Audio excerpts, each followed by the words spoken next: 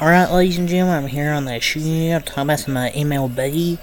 I remember the latest news from yesterday, and some news and rumors from 358 Baseball. So, I'm going to get right into it. So, we'll go over some of these trades. Yesterday it dropped from Jeff Passan.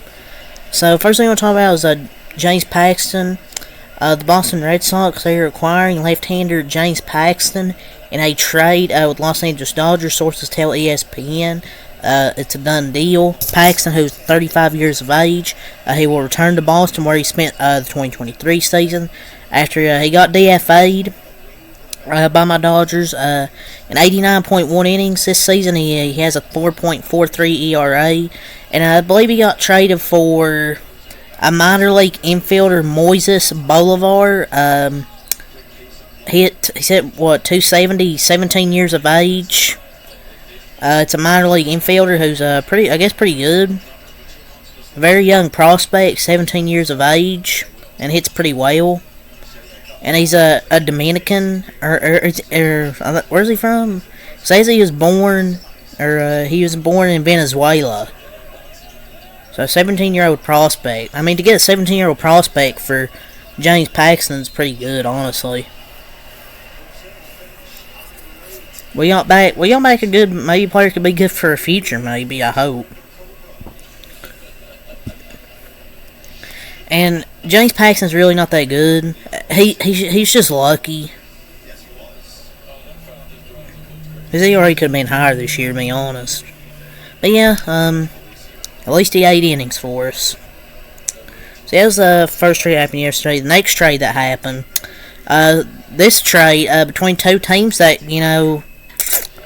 could maybe face off in the World Series this year. You never know. The Philadelphia Phillies, they acquired outfielder Austin Hayes and will be sending reliever Sir Anthony Dominguez and center fielder Christian Pache to the Baltimore Orioles. Well, I didn't see this come. I definitely didn't see this trade come between two possible World Series contenders. And so has been pretty warm for a few days before the deadline, but what an absolute shocker, to be honest. I think it's a solid move. I felt Dominguez is having a down-ish kind of year, and combined with the remaining salary and possible club option creates kind of negative value. The Orioles, they needed another bullpen arm, though, and the Phillies get a right-handed hitter versus a left-handed pitcher, bat and Hayes. He has a 154 WRC plus versus left-handed pitchers, so could he be a platoon guy? I don't know. The Orioles also get a good defensive center fielder and Pache for the bench. I'm not saying he's a good hitter, but it's pretty good defensive value. And it kind of makes me wonder if another move could be around the corner, say for Cedric Mullins, possibly. I think it's overall a good move for both squads.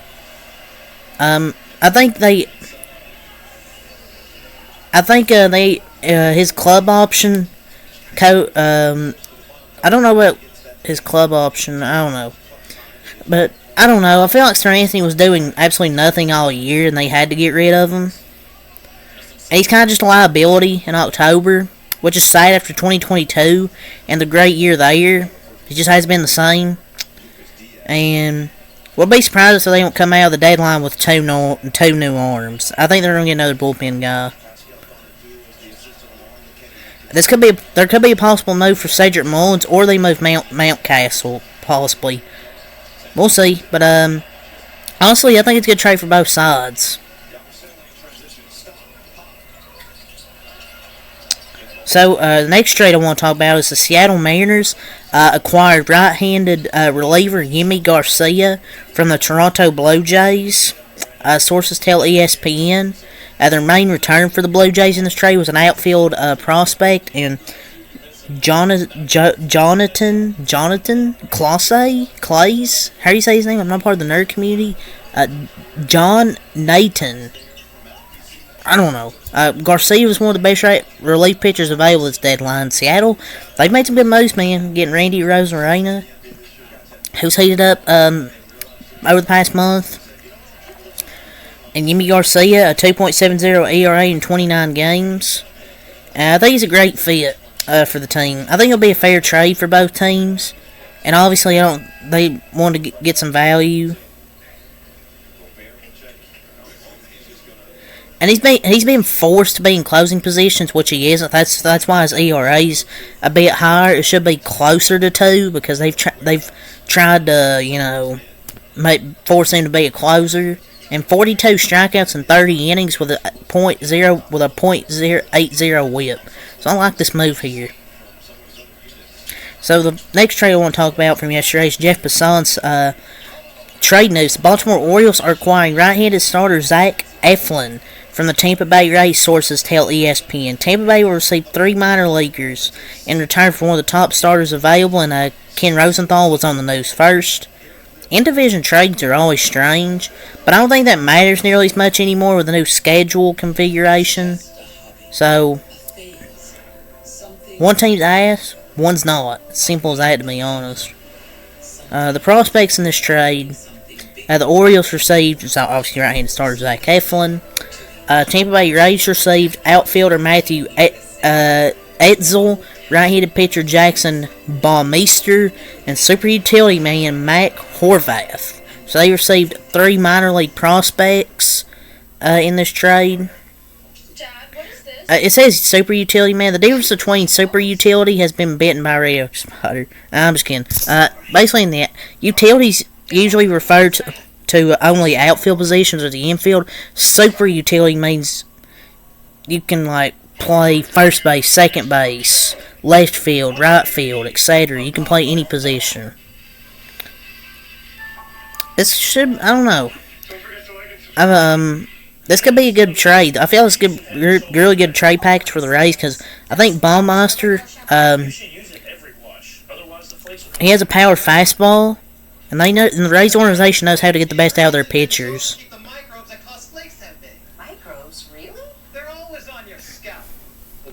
But I'm not going to say he's going to be an all-star, future all-star yet. The final trade on top of this is, first on this was Martin on, Martino NYC. Source, the Mets are acquiring right-handed relief pitcher Ryan Stanek from the Mariners. Alden Gonzalez, second on it.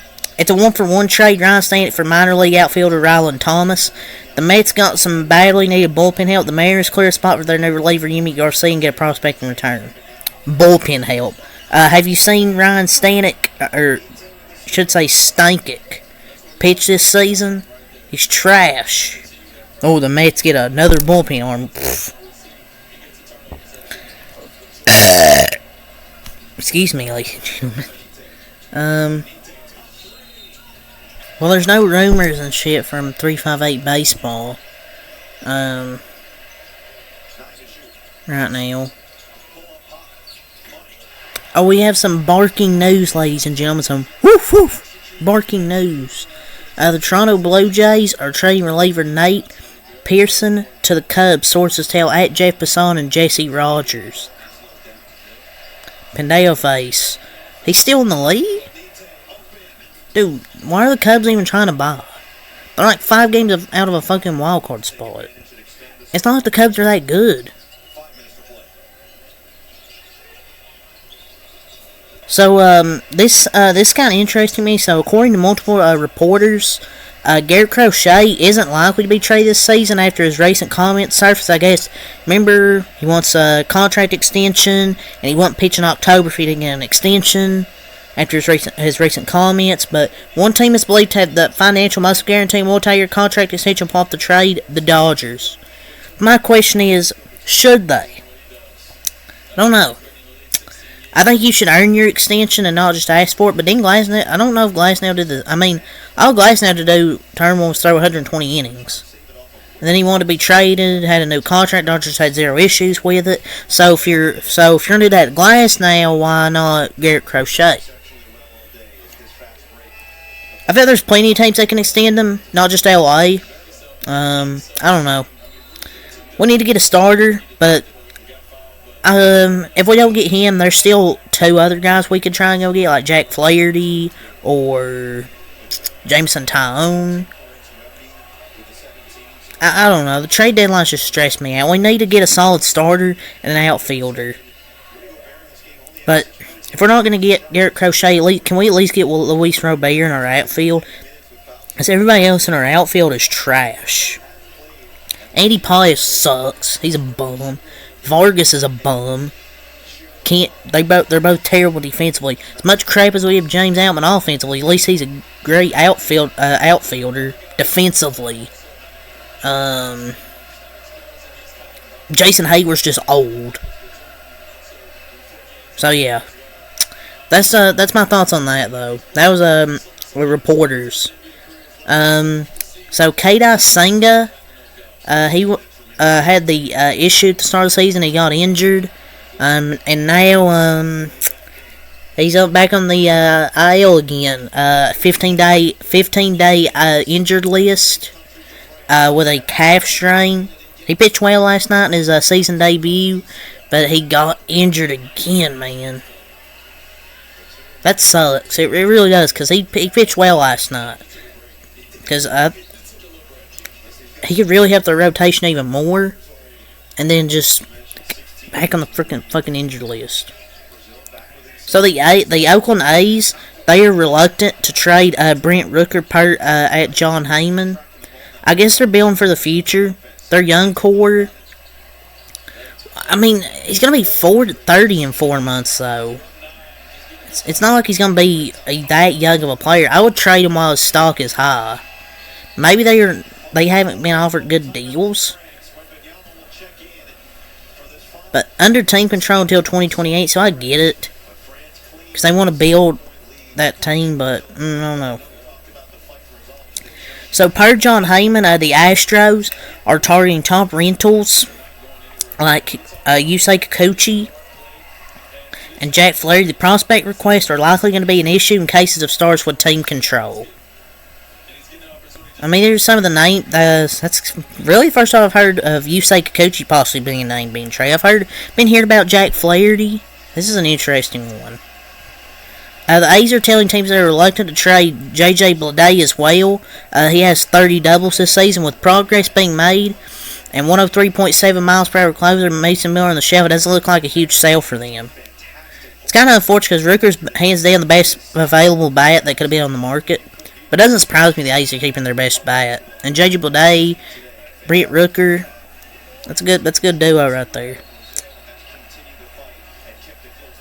So per Jon Heyman, 5 teams to have some level of interest in Blake Snell, who's looking better and historically a second half pitcher. The $30 million 2025 player option though makes it tricky. The Giants are listening on select players, mainly guys with expiring contracts. I don't think they're going to trade Blake Snell. But yeah, it's really not going to say for this video, to be honest, ladies and gentlemen. So, until next time, Alkaline. Peace.